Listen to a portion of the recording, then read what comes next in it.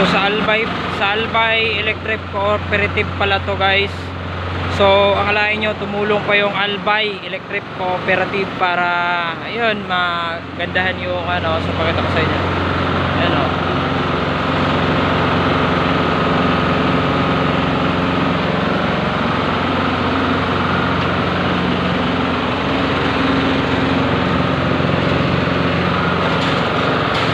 So yan yung mga mabubuting ano, yan yung mga mabubuting linemen natin. Pakita ko sa inyo yung mga linemen. Yan.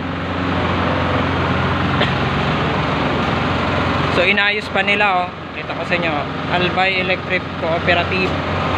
Nandiyan sila. So parang lilinisin pa yata nila ito at i-clearing bago So nakalagay na pala sila ng poste. Yan.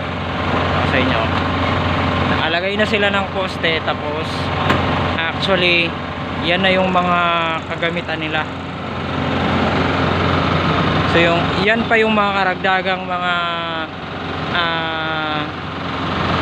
poste rather. Tapos dito, so actually hindi pwedeng madaanan dito, hindi pwedeng madaanan dito dahil close road.